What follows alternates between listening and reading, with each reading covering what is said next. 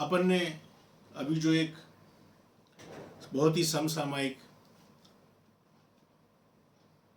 बहुत ही मौजू, उर्दू में कहते हैं समसामयिक को मौजू, जो बिल्कुल अभी के समय में फिट बैठता है, अभी प्रेजेंट में, उस सब्जेक्ट पे अपन ने, जो कोविड फैला हुआ है, उसमें मेरे समझ से, जैसा कि हम और हमारे से जुड़े हुए सच्ची होम्योपैथी की प्रैक्टिस करने वाले डॉक्टर्स लोग का एक्सपीरियंस भी है कि हम किस तरीके से फाइट कर रहे हैं और हमको सफलता मिल रही है, तो बाकी लोग भी कर सकते हैं। तो पिछली एक क्लास हो चुकी है इसकी शुरुआती, जिसमें ये बताया गया है कि एज ए होम्योपैथ हम किस एटीट्यूड को रख के काम कर रहे हैं, बिल्कुल ओरिजिनल, हम अपनी जड़ों पे जाएंगे। और जस्ट 6th अफोरिज्म का में जो डॉक्टर हैनीमैन ने बताया है कि एक अनप्रेजुडिस्ड ऑब्जर्वर का कैसा एटीट्यूड होता है, उसको ध्यान में रख के अगर हम अप्रोच करेंगे, मेहनत करेंगे, तो निसंदेह अनुभव के आधार पर, एक्सपीरियंस के हिसाब से, आपने कितनी मेहनत की है, कितना रिपीटेड एक्सपोजर किया है, कितना नॉलेज आपने गेन किया है, उसके हिसाब से आपको सफलताएं जरूर मिलेंगी, क्योंकि मिल रही है।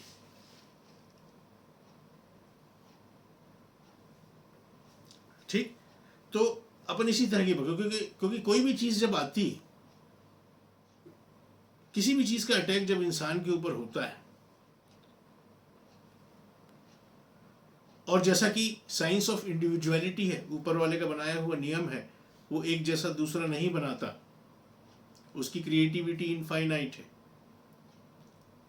तो रिस्पांस, जनरल्स के बीच में रिस्पांस, छुपे हुए ऐसे पिक्यूलियर, पर्टिकुलर छुपे हुए ऐसे रहते हैं जिनकी पहचान अगर आप करने के काबिल हो गए हो, अपने एक्सपीरियंसेस से आप कितने केसेस देख चुके हो, कितनी ईमानदारी से और कितना नियम कायदों में रह के प्रैक्टिस करने की कोशिश आज तक आपने की है, तो आप उन छुपे हुए साइंस एंड सिम्टम्स को पहचान सकते हैं।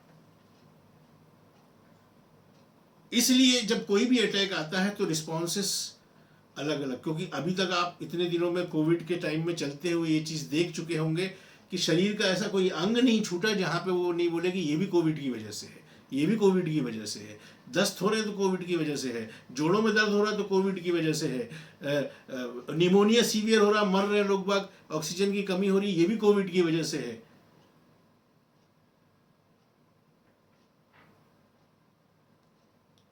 ठीक, तो एलोपैथिक साइंस का जो अप्रोच है, जैसा वो साइंस डेवलप हुआ है, उसमें वो कॉज इस तरह की चीजों को ढूंढते हैं कि कोई ऐसा बैक्टीरिया, कोई ऐसा वायरस कारण बन रहा है उस तरह की परेशानियों को पैदा करने का, तो उसको मारा जाए, चाहे डायरेक्ट किन्हीं केमिकल्स या दवाइयों से, या इनडायरेक्ट वैक्सीन्स के थ्रू ऐसे सोल्जर्स से इंड्यूस कराना जो उसको फाइट करके खत्म कर दें, जो हर वैक्सीनेशन का उद्देश्य होता है। ठीक, बट एज ए होम्योपैथ अगर हमको इस डिजीज से फाइट करना है, तो जैसा अभी तक का इतने दिनों का लेट क्लासेस इसलिए शुरू करेंगे, पहले समझ तो जाए है क्या, कैसे करना है, क्या करना है, किस तरह की अप्रोच लगानी है, इसको समझने के बाद इसलिए शुरू किया। तो एक बहुत ही भयावह स्थिति बार बार, बहुत ही डेंजरस कंडीशंस बार बार इस कोविड के इन्फेक्शन के कारण या जो भी हो रही है। इस तरह की न्यूज़ेस हैं कि आप डिनाई नहीं कर सकते। अभी एक न्यूज़ आई थी, हाँ फेक न्यूज़ हो वो एक अलग बात है, बट तस्दीक करना ज़रूरी है। अभी 2-4 दिन पहले सुनने में आया कि यूपी के कुछ गाँव में, 5-6 गाँव में बड़ा हाई अलर्ट किया हुआ है, कन्नौज और ये और वो, है ना। और दैनिक भास्कर की न्यूज़ थी, दैनिक भास्कर की न्यूज़ रिलायबल होती है, वो अच्छी तरीके से पड़ताल करके, बल्कि वो तो एक ऐसा कुछ चलाते ही हैं कि जो फेक न्यूज़ आती हैं उनको वो एक्सपोज करते हैं। कि इसकी सच्चाई ये है, इसकी सच्चाई ये है, कि बोले वहां लोगों को ऐसा हो रहा है, उन गांवों में के लोग बहुत डरे हुए हैं कि ऐसा हो रहा है कि बुखार आ रहा है, एकदम से सर्दी खांसी, सांस लेने की दिक्कत, और 2 से 3 दिन के अंदर में मर जा रहे हैं।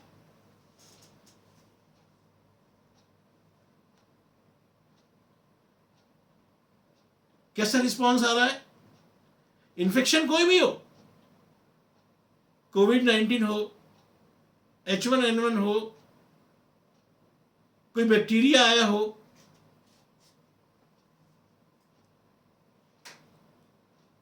या कोई वेदर कंडीशंस कॉजेशंस हो, कोई भी कारण हो,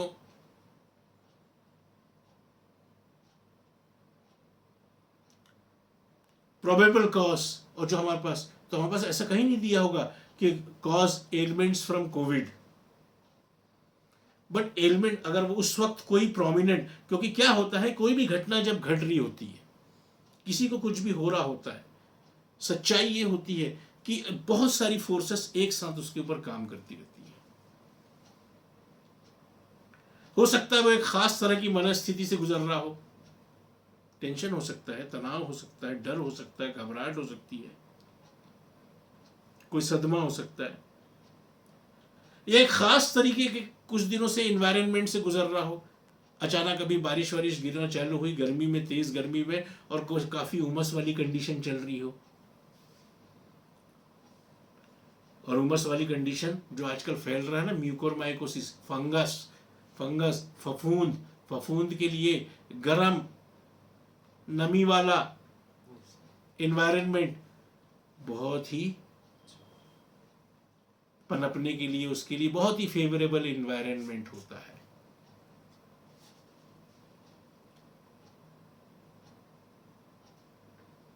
ना। तो इस तरह की न्यूज़ेस पता चल रही है, तो क्या समझ में आता है इससे?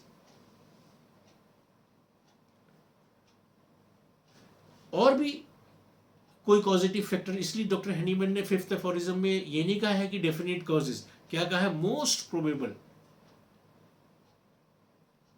जो आपके हाथ में है, जो आपके लिटरेचर्स में है। अगर उस वक्त कोई बहुत सीवियर वार्म वेट वेदर या सल्ट्री वेदर, जैसे कि अपनी रिपोर्टरी में दिया हो, या जिसको अपन ह्यूमिडिटी कहते हैं,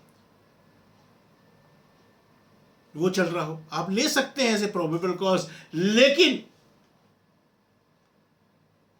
जैसा कि डॉक्टर हेनीमैन ने कहा है, most probable exciting and maintaining cause in the acute as well as in the whole history of chronic disease.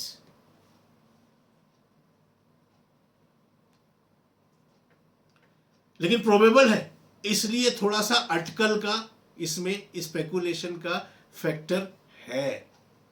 हो सकता है कि आप गलत हो जाओ, आपको मालूम नहीं था, आपने वेदर कंडीशन को ले लिया, बाद में उसने बताया कि 2 दिन पहले मेरी माँ की डेथ हो गई थी और मैं बहुत ही ज्यादा डिप्रेशन में था।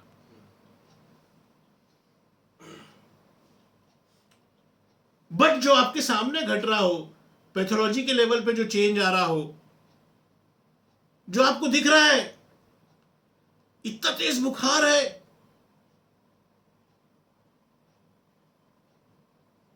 तमतमाया हुआ है, बिल्कुल लाल चेहरा, छूरे बिल्कुल हार्ड, गरम, मुंह भयंकर, गला सूख रहा है, गला सूखा इतनी जल्दी, बिल्कुल एकदम धनाधन शॉर्ट कफ, ड्राई कफ, टॉर्मेंटिंग कफ पैदा हो गया, और बड़ी जल्दी, इतने से, नो टाइम, जैसा कि अपने को गांव में समझ में आ रहा है, सुनाई दे रहा है, थोड़ा स्पुटम आने लगा, ब्लड स्ट्रीक्ट, आपको समझ में आ गया निमोनिया हो गया।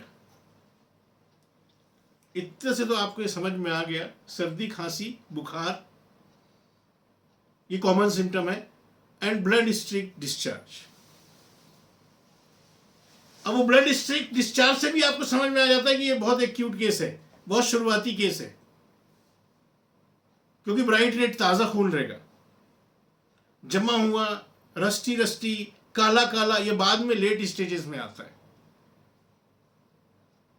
तो हमारे लिटरेचर में दिया हुआ है, लेकिन आपकी वही सही अप्रोच होनी चाहिए। आपके ऑर्गेनन के एफोरिज्म के हिसाब से, जैसे कि लास्ट टाइम में अपन ने सिक्स्थ एफोरिज्म के बारे में डिस्कस किया, वो बिल्कुल एकदम क्लैरिटी में होनी चाहिए। ठीक, तो कोविड निमोनिया जैसी सिचुएशंस पैदा कर रहा है, लोग बाग इसकी वजह से लोगों को सांस की और दूसरी तरह की दिक्कतें हो रही हैं, है ना, लोगों को बचाया नहीं जा सक रहा है, मर रहे हैं, ये एक सत्य दिखाई दे रहा है चारों तरफ। तो हमारे लिए एज ए होम्योपैथ, ना कोविड है ना कुछ है, हमारे लिए निमोनिया है, उसके सिम्टम्स हैं और क्या है, उसकी पिक्यूलरिटीज है।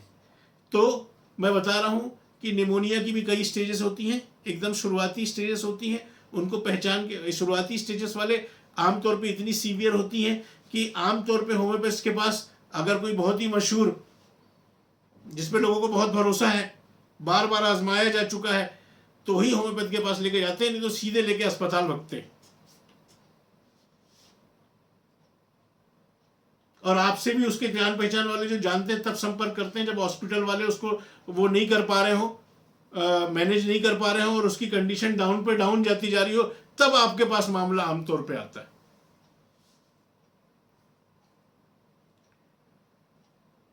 फिर अच्छा डेवलप्ड केस भी निमोनिया के, जब वो अच्छा करवा चुके होते हैं, दवाइयाँ गोलियाँ और ये और वो, अस्पताल में एडमिट है और वो इम्प्रूव नहीं हो पा रहा है,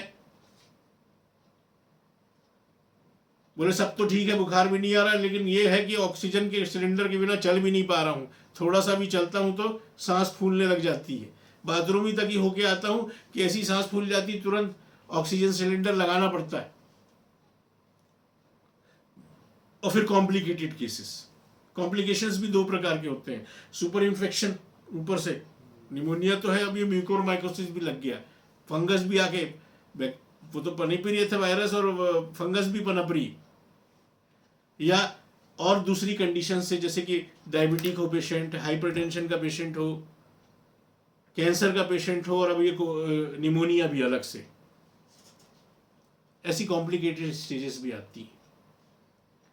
तो इस पे हम बहुत किस्मत वाले हैं ऐसे होम्योपैथ कि हमारे जो लोग हैं, हमारे जो डॉक्टर्स हैं, बहुत ही ईमानदार, मानवता को इनका, इंसानियत को इनका कर्जदार मानना चाहिए कि इनने ऐसी मेहनत करी और इतनी सटीक जानकारियां दे के गए केसेस के साथ।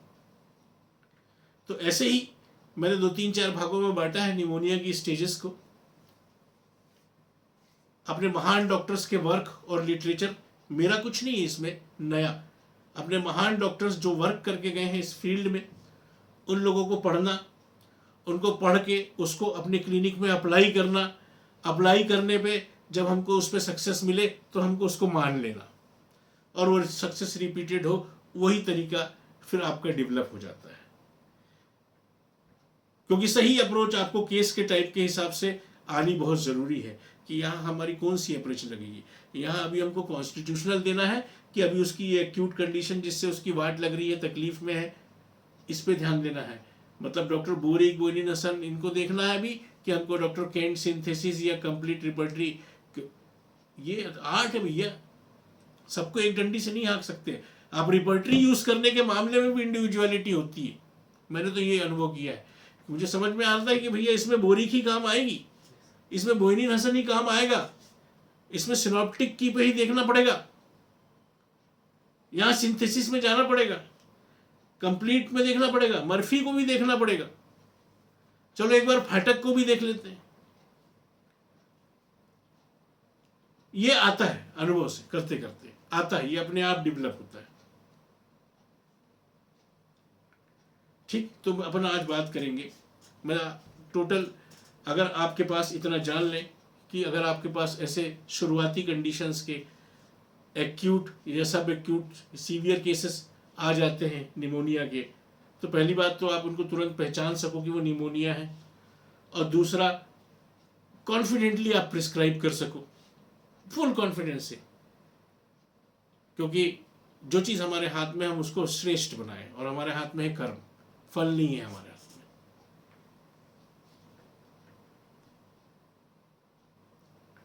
बात समझ में आई? इस बात को हमेशा ध्यान रखोगे, फ्री माइंड रहोगे, कोई तनाव नहीं रहेगा। अपने ईगो पे, अपने ऊपर न ले किसी चीज को। अहंकार हमारे अंदर ये डर पैदा करता है कि नहीं हुआ तो क्या इमेज रह जाएगी, बेइज्जती हो जाएगी, बदनामी हो जाएगी। मूर्खतापूर्ण नहीं, बी अनप्रेजुडिस्ड ऑब्जर्वर। तो 4 रेमेडी ऐसी कंडीशंस में हमको याद रखनी है, सिर्फ 4 रेमेडीज। सुनो, नेचुरली इसके अलावा निकल के आपके पास आ जाए, अनप्रेजुडिस्ड माइंड से आप केस को देख रहे हो और कोई भी रेमेडी उसकी निकल के आ सकती है, वो एक अलग मैटर है। पर हमारे महान होम्योपैथ्स के एक्सपीरियंसेस के आधार पर, एक्सपीरियंसेस के हिसाब से, अगर जो स्पेसिफिक वर्क करके गए हैं निमोनिया की फील्ड्स में, तो हम देखते हैं कि निमोनिया की पहली तरह की होती है इंसिपिएंट स्टेज, आरंभिक, शुरुआती, शुरू ही हो रहा है। ये आपको देख के समझ में आएगा, आप देखोगे एज ए डॉक्टर। इसलिए कह देता हूँ कि ये क्लासेस जो है ये स्ट्रिक्टली 3 तरह के लोगों के लिए है, एक प्रैक्टिसिंग डॉक्टर्स, एक होम्योपैथिक स्टूडेंट्स, और तीसरा होम्योपैथिक लवर्स।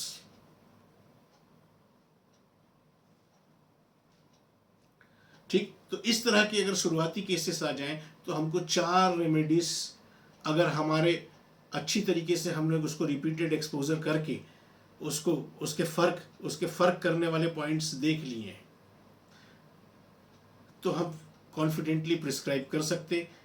आज मैं सोचा था कि 2 रेमेडी पे अपन बात करेंगे, फिर 2 रेमेडी पे अगले लेक्चर में बात करेंगे, लेकिन चूंकि आज का टाइम ऐसा चल रहा है कि बड़े सीवियर केसेस आ जाते हैं जिसमें उसको उनको वक्त ना चाहते हुए भी देना पड़ता है कई बार, तो इसलिए आज वक्त थोड़ा सा चला गया। इसलिए आज अपन सिर्फ एक रेमेडी के बारे में बात करेंगे।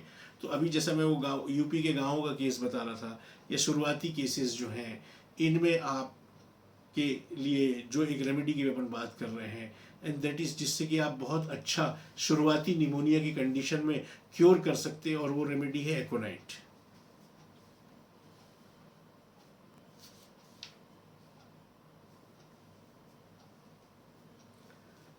किस वजह से हुआ ये भले ना पता चले, लेकिन एकोनाइट इस चीज से पहचान में आ जाती है कि वो या उसके शाम को आपके पास लेके आए, सुबह लेके आए, और ये हिस्ट्री तो अचानक ही मिलेगी कि अचानक से हुआ, बिल्कुल एकदम डॉक्टर साहब अच्छा खासा था, शाम को बस घूमने गया था,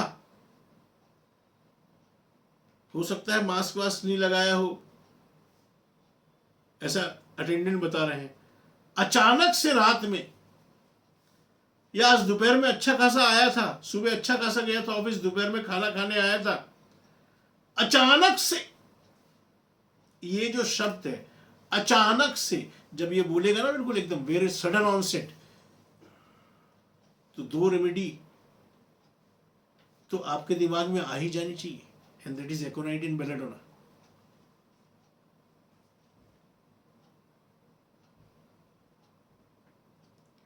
तेज बुखार,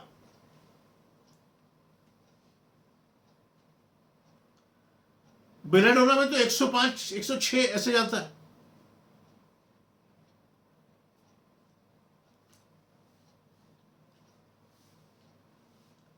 एकदम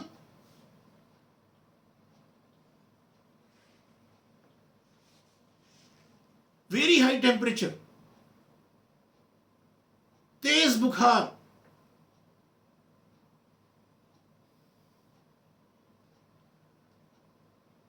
वेरी मार्क्ड एक्साइटमेंट। क्या समझते, क्या दिखेगा आपको? अचानक से हुआ, तेज बुखार आया, और बस वो हंगाम अचानक लग गया, अरे अरे अरे भैया अस्पताल ले चलो, अब नहीं बचूंगा, अब नहीं बचूंगा, बहुत परेशान, बहुत तकलीफ है। क्यों? वाई? ये आपको पिक्चर दिख रही सामने, घर वालों के हाथ पांव फूल के देख के ऐसा तड़प रहा है वो, एक्सट्रीम रेस्टलेसनेस, ऐसा एक्साइटमेंट, डरा हुआ दिख रहा है, टेरिफाइड, उसके चेहरे पे डर दिख रहा है, नहीं बचूंगा।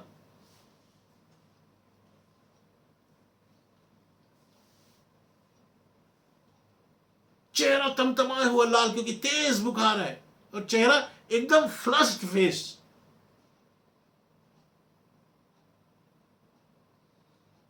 सूखी, ड्राई, हॉट स्किन, छुओगे तो ऐसा लगेगा अरे बाप रे कितनी तेज बुखार है इसको।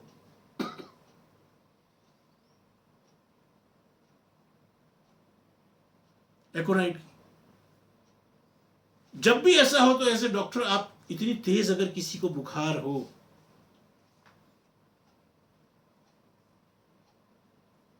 तो पल्स जरूर छू के देखें।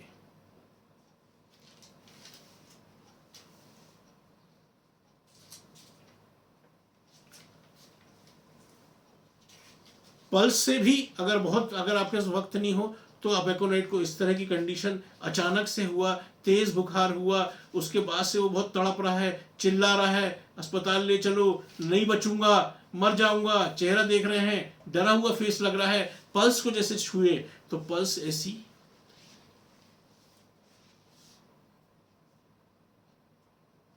एक तो छुए तो भयंकर तेज बुखार, गर्म, छूने से ही लग रहा है, हीट फील हो रही है आपको, सूखी, और पल्स इतनी तेज चल रही है, फुल बाउंडिंग दोनों में चलती है, एकोनाइट में भी और बेलेडोना में भी। लेकिन बेलेडोना में इतनी हाई चलती है कि उसको फील होती है कि ऐसा लगता है कि खून, इतना एक्साइटेड स्टेट रहती है ब्लड की कि उसको ऐसा लगता है कि फट जाएगा, इतना तेज पल्सेशन होता है। वो पल्सेशन बेलेडोना को हेड में भी फील होता है। एकोनाइट और बेलेडोना में एक आप फर्क इस तरह के केसेस में इससे भी कर सकते हो कि बेलेडोना के केसेस में आपको बहुत तेज सरदर्द अक्सर अकम्पनीड मिलेगा, वो भी पल्सेटिंग, बहुत तेज, कंजेस्टिव है, दिख रहा है, उसका भी चेहरा लाल, फ्लश्ड, इसका भी चेहरा लाल, एकोनाइट का फ्लश्ड, पर हेडेक की संभावना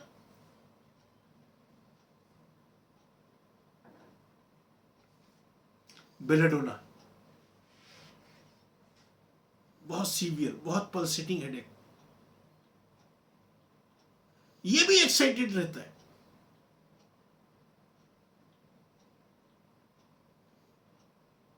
बेलेडोना में भी, पर बेलेडोना में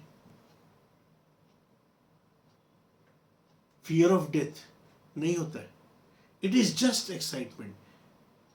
इतना एकदम आप ये समझ लो, इतना सीवियर टेम्परेचर और इतना सीवियर कंजेशन होता है बेलेडोना में कि डिलीरियस स्टेज, आए बाएं बकना, उछल उछल के बिस्तर से भागना, पकड़ पकड़ के उसको क्या कहते हैं बिस्तर में लिटा रहे हैं। नर्स आके डॉक्टर से, डॉक्टर बोरलैंड बताते हैं कि नर्स आके डॉक्टर से क्या बोली कि बेलेडोना के बारे में, भैया कोई एक और मेरे लिए असिस्टेंट भेजो, उसको बिस्तर में रखना बहुत मुश्किल हो रहा है, उठ उठ के भगता है। इट इज जस्ट एक्साइटमेंट, जबरदस्त एकदम डिलीरियस कंडीशंस। क्यों? क्योंकि ऐसी डिलीरियस कंडीशन में जब जो जाता है ना बेलेडोना, तो उसको डिल्यूजन्स होने लगते हैं, he sees all sort of terrified, डराने वाली चीजें, भयानक चेहरे,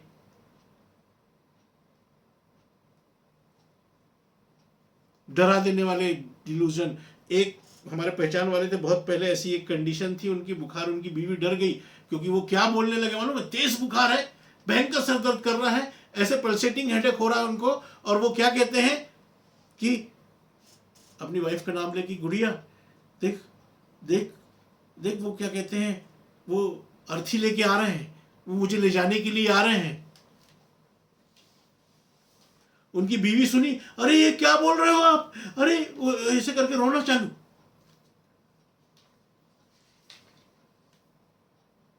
बेलेडोना वाज प्रिस्क्राइब्ड, और क्या जादू जैसा इफेक्ट दिखाया था बेलेडोना।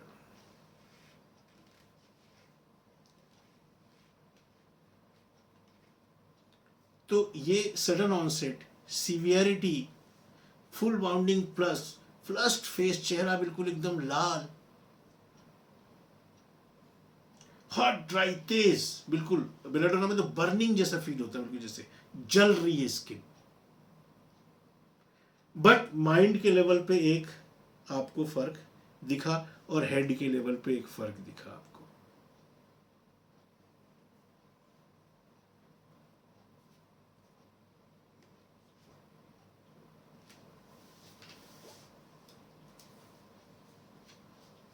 बात समझ में आई?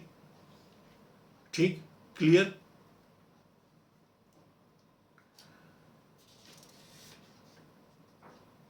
पूरा एकोनाइट की एक और पहचान रहती है, सुनना ध्यान से,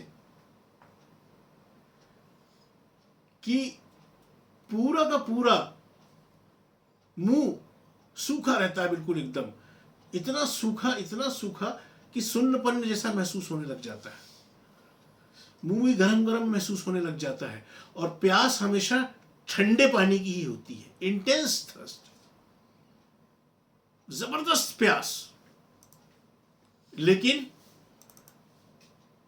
किस चीज की? सिर्फ ठंडे पानी की।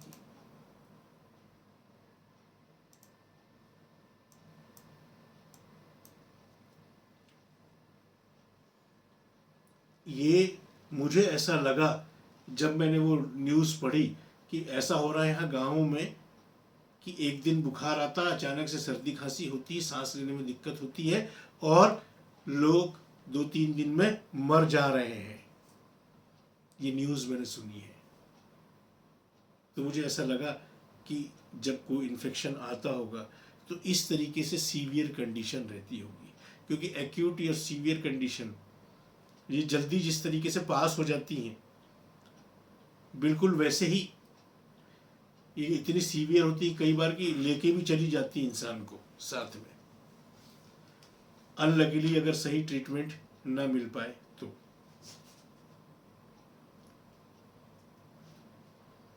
ठीक, तो इसमें फियर मार्क रहता है, फियर ऑफ डेथ मार्क रहता है एकोनाइट में, और इसमें मार्क्ड क्या रहता है? इन जनरल एक्साइटेड स्टेट, उठ उठ के भग रहा है, पकड़ पकड़ के लिटा रहा है, delirious condition of mind. Delirious condition ऐसी कंडीशन होती है माइंड की, ऐसी उपद्रव वाली कंडीशन होती है माइंड की, कि जिसमें भ्रम होने लग जाता है, आदमी कुछ का कुछ बकने लग जाता है। जैसे टाइफाइड के केस में जब डिलीरियम होता है, जब इंटॉक्सिकेशन बढ़ जाता है, बॉडी में बढ़ जाता है, और उसके जहर के प्रभाव की वजह से जब डिलीरियस कंडीशन आती है, तो ब्राइनिया को कैसा भ्रम होता है कि वो घर में रहते हुए उस बोलता है घर लेके चलो मुझे। लाइकोपोडियम ऐसी स्टेज जब टाइफाइड के केसेस में रहती है, जब उसको डिलीरियम होता है, तो लाइकोपोडियम गालियां बकता है। इंडिविजुअलिटी, जिससे कि हम अपनी मेडिसिन को सिलेक्ट कर सकते हैं। तो अपन वापस अपने पॉइंट पे आते हैं। अपन बात कर रहे थे अपने निमोनिया के केस की, कि अगर अपने पास शुरुआती निमोनिया के केसेस आए तो हमको पूरी कोशिश करेंगे, अगर ये 4 रेमेडी हम समझ लेंगे, जैसा कि हमारे डॉक्टर्स का और उसको पढ़ने के बाद हमारा भी एक्सपीरियंस इस चीज़ को कंफर्म करता है। अब ये चीज़ तो आपको समझ में आ गई एकोनाइट में कि भैया इसका जो अटैक होता है ये बहुत सीवियर सडन ऑनसेट रहेगा, बहुत तेज़ बुखार रहेगा। बेलोडोना में तो 105-106 के ऊपर चला जाता है, ऐसी कंडीशन। तो अब ऐसे पॉइंट्स जिससे कि हम को ऐसे पॉइंट्स जो हमको लीड कर सके कि हम एकोनाइट को प्रिस्क्राइब करें। बहुत ज़बरदस्त फर्क एक बेलेडोना इसको दें कि हम एकोनाइट दें, क्योंकि सीवियरिटी देख के, फ्लश्ड फेस देख के, तेज बुखार देख के, फुल बाउंडिंग पल्स देख के, एक्साइटमेंट देख के कई बार लोग बाग नहीं सेलेक्ट कर पाते कि एकोनाइट दें कि बेलेडोना दें। तो एक कंडीशन मिल सकती है बहुत अच्छी कि प्यूपिल्स चेक करें। ऐसी कंडीशन में प्यूपिल्स चेक करें। प्यूपिल्स जब चेक करते हैं तो एकोनाइट की कॉन्ट्रैक्टेड मिलेगी, और अगर बेलेडोना की रहेगी तो वो डायलेटेड मिलेगी, फैली हुई। और ये ही एक ऑब्वियस रीज़न रहता है कि रोशनी पसंद नहीं करता बेलेडोना, इंटेंस फोटोफोबिया। क्योंकि क्या होता है, फोटोफोबिया से हमारा शरीर कैसे लड़ता है एक नॉर्मल आदमी का, कि लाइट हमारी आंखों को नुकसान जितनी ज़रूरी है उतनी ही हम अंदर लें। इतना इंटेलिजेंट बनाया है अपनी बॉडी को ऊपर वाले ने। तो तेज़ रोशनी के हिसाब से अपनी आँख का प्यूपल कम हो जाता है, कम अंधेरे में फैल जाता है कि ज़्यादा से ज़्यादा रोशनी अंदर ले सके। Very intelligent creation. ठीक, लेकिन बेलाडोना के प्यूपिल्स जो है वो डायलेट हो गए हैं, तो रोशनी में वो कॉन्ट्रैक्ट नहीं हो रहा है, तो रोशनी हर्ट कर रही है उसको। अब अंधेरे में जितने डायलेटेड होने चाहिए उतने रोशनी में अगर डायलेटेड रहेंगे तो फोटोफोबिया तो होगा। तो अपने ऊपर लाइट पसंद नहीं करता है बेलाडोना।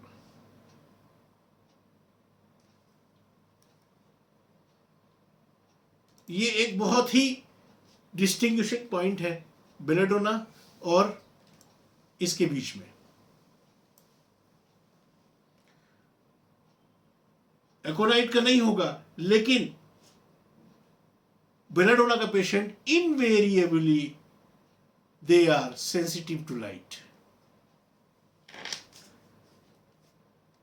अक्सर पेशेंट अपने अटेंडेंट से बोलेगा बेलाडोना, भैया लाइट कम कर दो, लाइट बुझा दो, 0 बल्ब जला दो, अगर रोशनी चाहिए तो लाइट बुझा दो।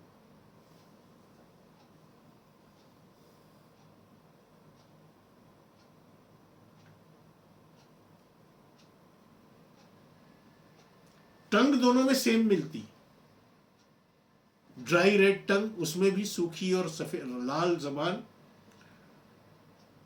इसमें भी मिलती है। लेकिन आपको थोड़ा थोड़ा अगर आप बारीकी से देखने के अभ्यस्त होंगे तो आपको दिख जाएगा कि बेलाडोना की टंग में थोड़ा कंजेशन दिखेगा।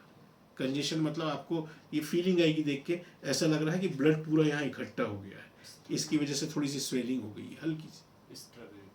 नहीं नहीं, स्ट्रॉबेरी टंग नहीं, स्ट्रॉबेरी टंग लिखा हुआ है बेलाडोना में, बट डॉक्टर बोरलैंड बोलते हैं कि इस वजह से कि स्ट्रॉबेरी टंग नहीं है कि वो उसको नहीं डिस्कार्ड कर देना, क्योंकि हर केस की में बेलाडोना की नहीं मिलती है। उनने अपने क्योर्ड केस का हवाला देते हुए बताया, लेकिन कंजेशन जरूर मिलेगा, मोटी और लाल। हो सकता है स्ट्रॉबेरी जैसी नहीं हो पाई है तो अच्छी बात है, यू कैन गिव, बट अगर ऐसा नहीं है तो भी इस तरीके से भी आप दे सकते हैं, डिस्कार्ड नहीं कर देना इससे उसको। ठीक, अब अपन ये देखते हैं, और एक तो ये प्यूपिल्स के थ्रू आप इस तरह के सीवियर कंडीशन जो आई है, कहीं के भी इन्फ्लामेशन में, ये तो अपन लंग्स की इन्फ्लामेशन की बात कर रहे हैं, कहीं के इन्फ्लामेशन में इतना सडन इंटेंस तेज बुखार वाला अचानक आया हुआ, एकदम चेहरा तमतमाया हुआ, फुल बाउंडिंग बिल्कुल पल्स मिल रही है, कहीं का भी इन्फ्लामेशन हो तुरंत इतना स्ट्राइकिंग, तो ये 2 रेमेडी तो दिमाग में आना चाहिए। तो इनका एक डिस्टिंग्विशिंग फीचर टंग हो गया, और ख़ास तौर से प्यूपिल्स। याद रखना, अगर कन्फ्यूज़न हो तो एक बार प्यूपिल की जगह जरूर चेक कर लेना कि एकोनाइट दे कि बेलाडोना दे, कि जितनी एक्यूरेसी रहेगी उतना पेशेंट के बचने के चांसेस और आपके प्रिस्क्रिप्शन के एक्यूरेट होने के चांसेस ज़्यादा होंगे। ठीक, फिर क्या होता है, ऐसा हुआ एकोनाइट को और बड़ी जल्दी कल शाम से अचानक से उसको बुखार हुआ, इतना तेज बुखार हुआ, इतना बिल्कुल एकदम बेचैन,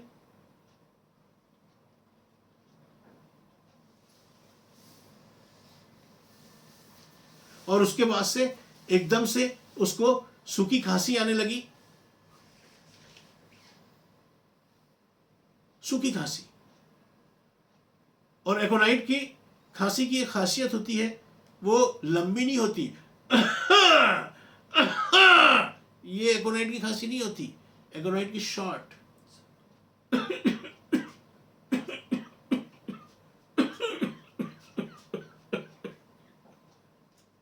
शॉर्ट,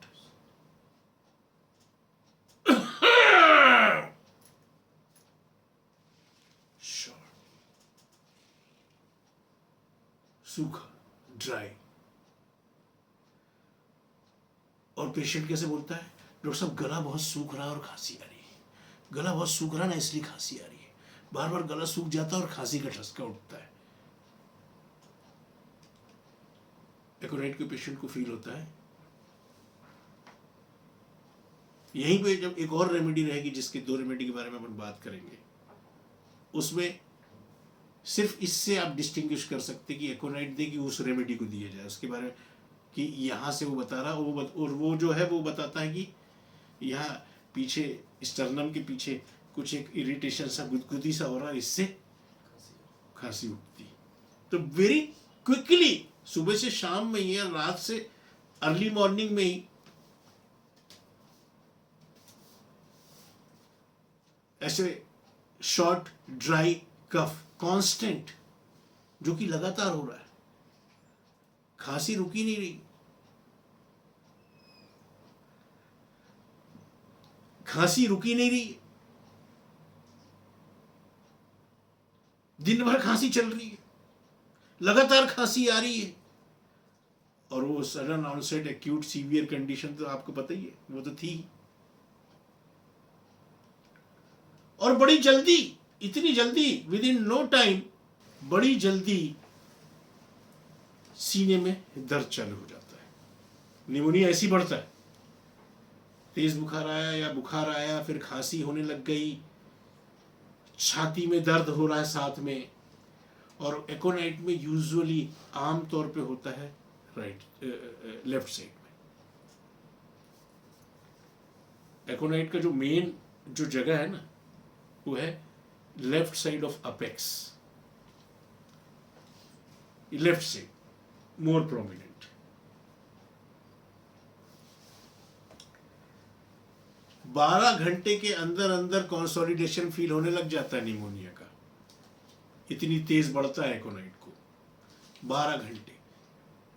अगर आपने अच्छी ट्रेनिंग ली है प्रैक्टिस ऑफ मेडिसिन की, और आप परकस्ट करके जब आप देखते हैं, देखना चाहिए इस तरह के सीवियर केस आए तो ये सब मालूम होना चाहिए। पीपील चेक करके देख लें, जबान देख लें।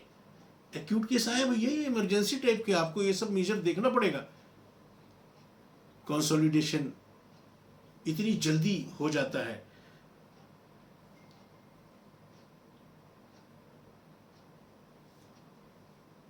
और एक खास डिस्टिंग्विशिंग फीचर होता है जिसको देखकर आप एकोनाइट प्रिस्क्राइब कर सकते हैं। खास इतने सारे पॉइंट्स होता है, इसमें से कोई सा भी खास पॉइंट आपके पकड़ में आ जाए। एक बड़ा खास फीचर होता है इस तरह के केसेस में एकोनाइट का, कि लेफ्ट साइड का इन्वॉल्वमेंट हुआ, लेफ्ट साइड में पेन खासतौर से ऊपरी हिस्से में बता रहा है, और इसी साइड लेटने में उसको ज्यादा प्रॉब्लम होती है।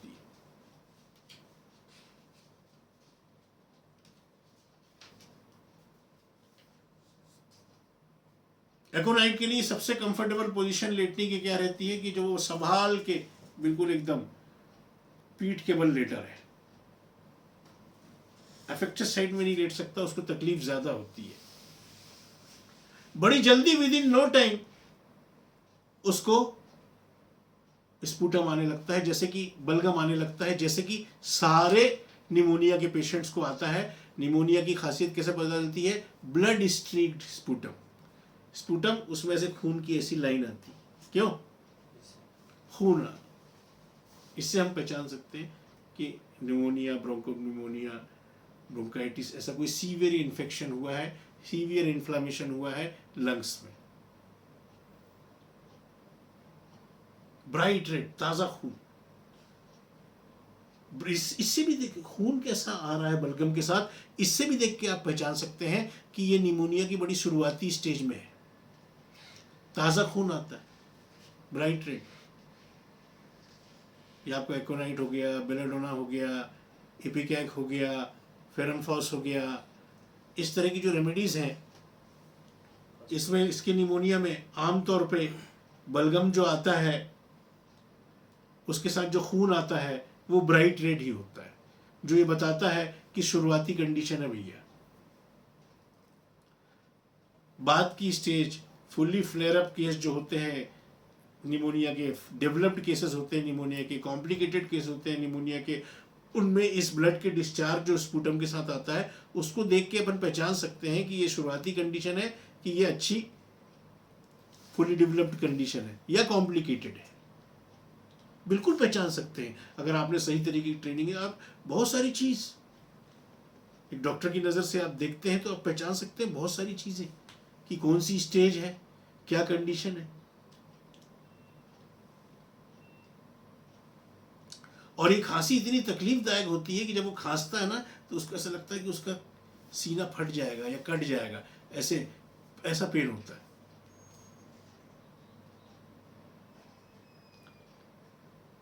ऐसी तुरंत डेवलप होने वाली कंडीशन रहती है।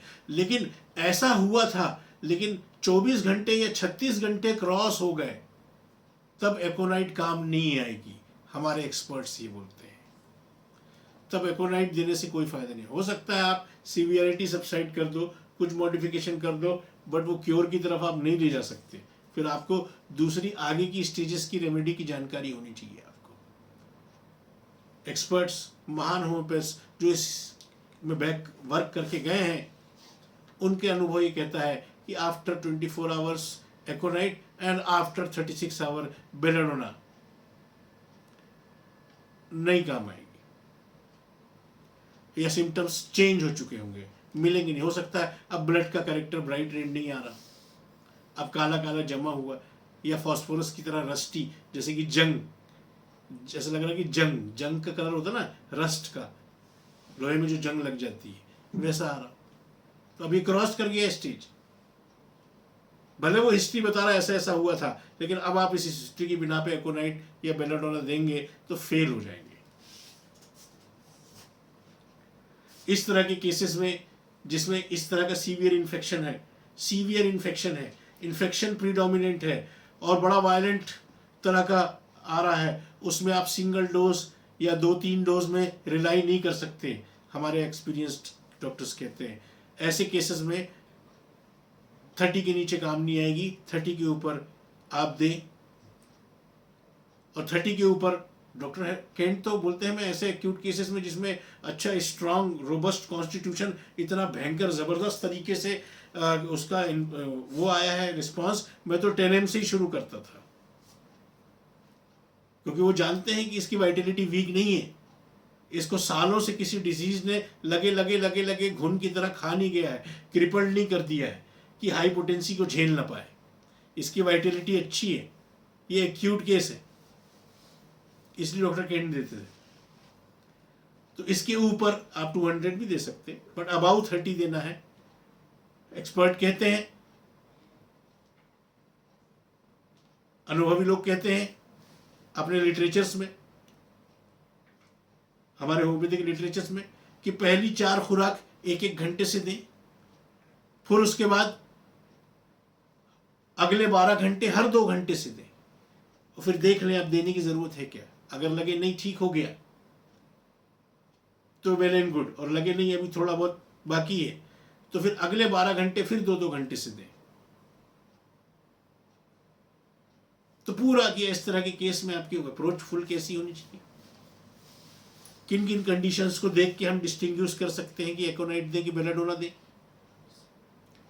और इसकी पोटेंसी किस तरीके से हम इस्तेमाल करें। बेलाडोना की कुछ बातें अभी करनी और बाकी है। अब बात हो गई दोनों रेमेडी की, तो दोनों को अपन पैरेलल लेके चल रहे हैं ताकि आपके लिए आसान हो जाए कि इसको बेलाडोना देना है कि क्यों देना है। इसकी जो निमोनिया होता है बेलाडोना के पेशेंट को, अटैक वटैक तो आपको पता चल गया, वैसी वो सीवियर, बहुत फ्लस्ट फेज, फुल बाउंडिंग पल्स, फट जाएगी बिल्कुल एकदम, रेड कंजेस्शन, हेडेक मिल सकता है, डायलेटेड प्यूपिल मिल सकता है। लेकिन निमोनिया जब डेवलप हो गया तो एकदम स्टिल पड़ा रहता है बेलाडोना, अंधेरा करवा के। अंधेरा क्यों? Photophobia due to dilated pupil. लेकिन स्टिल क्यों पड़ा रहता है? एक बार निमोनिया डेवलप हुआ तो हल्का सा भी हिलता डुलता है ना तो खांसी आती है। Movement of any kind is, अपने लिटरेचर में क्या कहते हैं, movement of any kind is liable to bring on attack of coughing. शुरुआती स्टेज की खांसी इसकी भी बहुत ड्राई होती है, सूखी होती है, पर एकोनाइट में खास तौर से शॉर्ट बोला है जो इसमें नहीं बोला है।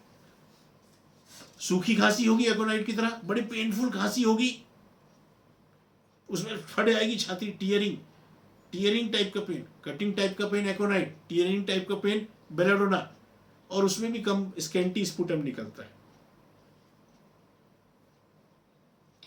और ज्यादातर मामलों में बेलाडोना के congestive headache, pulsating headache, severe throwing headache, ऐसा हेडेक सोचो ऑलरेडी इतना कंजेशन है, तो आप समझ सकते हो बेलेडोना में, सुनो ऑलरेडी इतना ब्लड भरा हुआ है, कंजेस्टिव हेडेक है, इतना पल्सेटिंग हो रही है, ऊपर से और वो बिना तकिए के लेट जाएगा तो ग्रेविटी की वजह से और खून जाएगा। इसलिए बेलेडोना का हेडेक लो लो लो हेड के साथ लेटने में दिक्कत ज्यादा बढ़ती है, ऊंची तकिया लगा के लेटने में उसको रिलैक्स थोड़ा सा रहता है, थोड़ा मतलब कंपैरेटिवली। ये बहुत सीवियर होता है, मैंने देखा है। एक बार बहुत पहले पुराने केसेस में मेरे को बुला के लेके गए थे, घर में गया था देखने, बहुत शुरुआती प्रैक्टिस का टाइम था, तो उसके पापा ऐसे सर दर्द हो रहा है, वैसे ऐसे हो रहा है, और वो उनसे मैं कुछ पूछ भी रहा हूँ तो कुछ नहीं, उठना, उसके घर वाले से बिठा रहे। उस वक्त इतने डेप्थ में बेलेडोना नहीं मालूम थी, लेकिन एक चीज मालूम थी कि बहुत तेज सर दर्द हो रहा है और बहुत तेज पल्सेटिंग हो रही हो।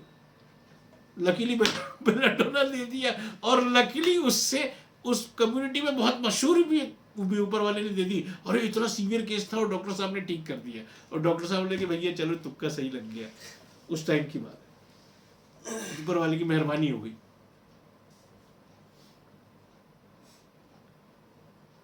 कभी कभी बेलेडोना के केस में और हेल्पफुल एक खास फीचर्स मिल सकता है, सुन लो ध्यान से, जिसको बेलेडोना के केस में, कि जो हिस्सा इसमें राइट या लेफ्ट कोई भी हो सकता है,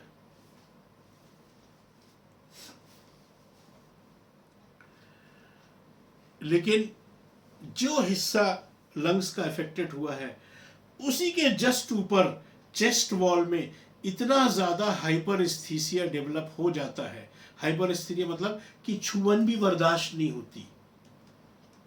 लंग में जहां अंदर इंफेक्शन हुआ है, बिल्कुल उसके ऊपर की चेस्ट वॉल में अक्सर समटाइम्स बेलेडोना के केस में इतनी चेस्ट वॉल की हाइपरस्थीसिया पैदा हो जाती है उस अफेक्टेड एरिया के ऊपर की, कि क्या कहते हैं अपने बुक्स क्या कहती हैं, इट बिकम्स एस्टॉनिशिंगली, एस्टॉनिश मतलब जो आपको भौचक्का कर दे, बिल्कुल एकदम हैरान कर दे, ऐसी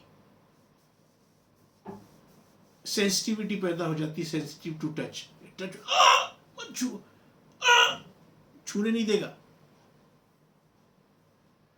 और ऐसे में खांसी होगी, छूने नहीं दे रहा है वो, इतने हाइपर वो हो गया एस्थीसिया, तो खांसी होगी तो फिर तो उसकी जान ही निकल जाएगी, अरे फटा तो ऐसा।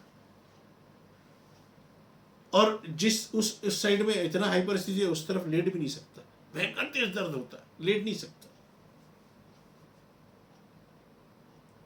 तो ऑलमोस्ट एक जैसे दिखने वाले अटैक्स होते हैं, लेकिन डिस्टिंग्विशिंग फीचर्स अगर आपको पता है तो इन दोनों दवाइयों को आप बड़े कॉन्फिडेंस से किसी भी तरह की इन्फ्लेमेशन में, अपन यहाँ पे निमोनिया के कंटेक्स्ट में बात कर रहे हैं, लेकिन ये रेमेडी बहुत जान बचाने के काम में आ सकती हैं, बिल्कुल आईसीयू लेवल की रेमेडीज हैं।